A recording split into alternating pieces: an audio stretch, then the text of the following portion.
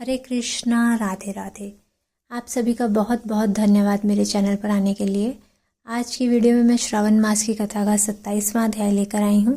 अगर आप मेरे चैनल पर नए हैं तो मेरे चैनल को सब्सक्राइब कर लीजिए और साथ ही बेल आइकन को भी प्रेस कर दीजिए। और अगर मेरी वीडियो अच्छी लगे तो कमेंट करके ज़रूर बताइएगा और इसे ज़्यादा से ज़्यादा लाइक और शेयर भी ज़रूर कीजिएगा। तो कथा को शुरू करती हूँ। बोलिए श्रावण मास की जय, भोले बाबा की जय। भगवान शंकर जी ने कहा कि हे सनत कुमार, अब मैं श्रावण मास में कर्क तथा सिंह संक्रांति में जो कुछ कार्य होता है वह तुम्हें बतलाऊंगा। कर्क संक्रांति से सिंह की संक्रांति तक सब नदियां रजस्वला हो जाती है। उस काल में उन नदियों में स्नान नहीं करना चाहिए। समुद्र में गिरने वाली नदियों में स्नान करने से कोई दोष नहीं होता है। कुछ मुनियों का कहना है कि कर्क संक्रांति से दक्षिण दिशा स्थित भगवान अगस्त के उदय काल तक नदियां रजस्वला रहती हैं। ग्रीष्म ऋतु में भूमि पर जो नदियां सूख जाती हैं वह अल्प जल वाली छोटी नदियां तब तक रजस्वला रहती हैं। अपने आप जिन नदियों की गति बहाव 8000 धनुष 32 हाथ ना हो, उन नदियों में वर्षा ऋतु में 10 दिन तक स्नान नहीं करना चाहिए। उन नदियों को नदी न कहकर गढ़ ही कहना चाहिए।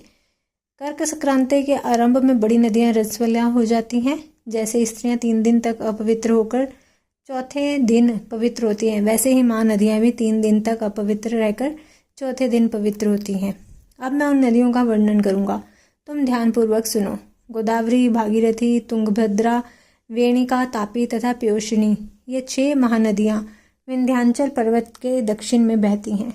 भागीरथी, नर्मदा, यमुना, सरस्वती, विशाखा तथा वित्सता, ये 6 महानदियाँ विंध्याचल पर्वत के ऊपर बहती हैं। 12 महानदियाँ देवऋषि क्षेत्र में प्रादुर्भूत हैं। देविका, कावेरी, वंजरा और कृष्णा, ये 4 नदियाँ कर्क संक्रांति हो जाने पर एक दिन रजस्वला होती हैं।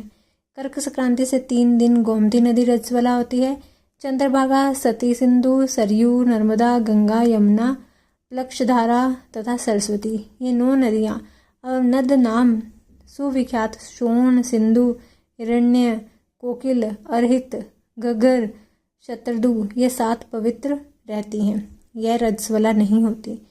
धर्मदवरा, गंगा, यमुना तथा सरस्वती, ये सब काल में गुप्त रजोदोष वाली होती हैं। ये सदा ही पवित्र हैं। जो नदी तट निवासी हैं उन्हें रजस्वला जन्य पाप नहीं लगता। रजोदुष्ट जल भी गंगा के मिलने से पवित्र हो जाता है। बकरी, गौ, भैंस, प्रसूता स्त्री और भूमि में नवीन जल या 10 रातों के पश्चात शुद्ध होते हैं। जहाँ पर कूप तथा बावली ना हो वहाँ पर नदी का जल अमृत तुल्य है। रजोदुष्ट समय में भी ग्रामवासियों को नदियों का जल प्रयोग से कोई पाप नहीं लगता। अन्न द्वारा जल के निर्गत करने पर भी रजोजन्य पाप नहीं होता। श्रावणी उत्सर्ग, पाप, प्रातः स्नान, विपत्ति, चंद्र ग्रहण और सूर्य ग्रहण के समय रजोदोष नहीं होता। अब मैं सिंह संक्रांति पर गो प्रसव के फल को बतलाऊंगा। सिंह के सूर्य को हो जाने पर जिसकी गो ब्याही हो उसका 1 मास के अंदर निश्चय ही मृत्यु हो जाती है।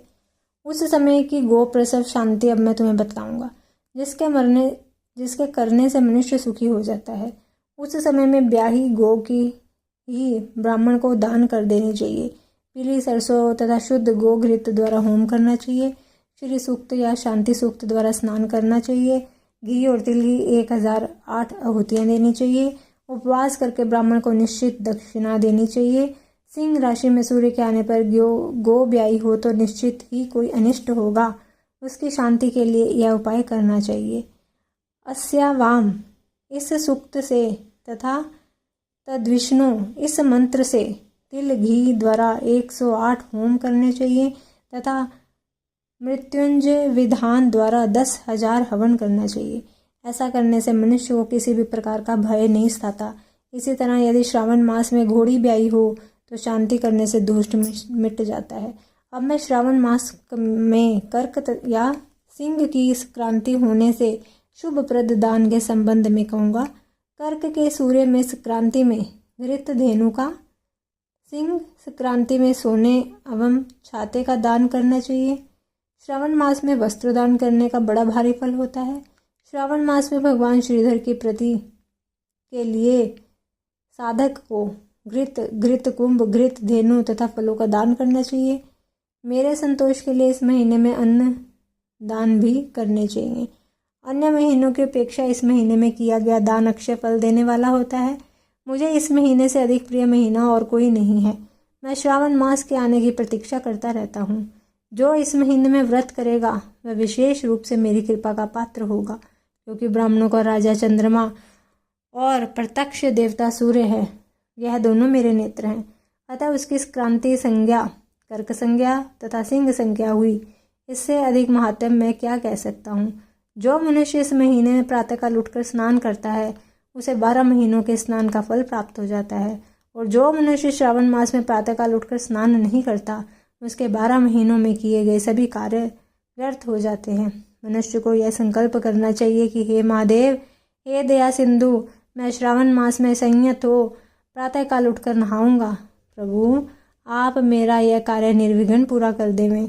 मनुष्य को चाहिए कि स्नान करे, शिव पूजा करे और श्रावण मास का महात्म तथा कथा भक्ति से पूरे महीने तक सुनता रहे। इस तरह साधक को पूरा महीना बिताना चाहिए। अन्यत्र कृष्ण आदि महीना लिखा है, पर सावन महीना शुक्ल आदि अभीष्ट है। श्रावण मास का महात्म कौन वर्णन कर सकता है।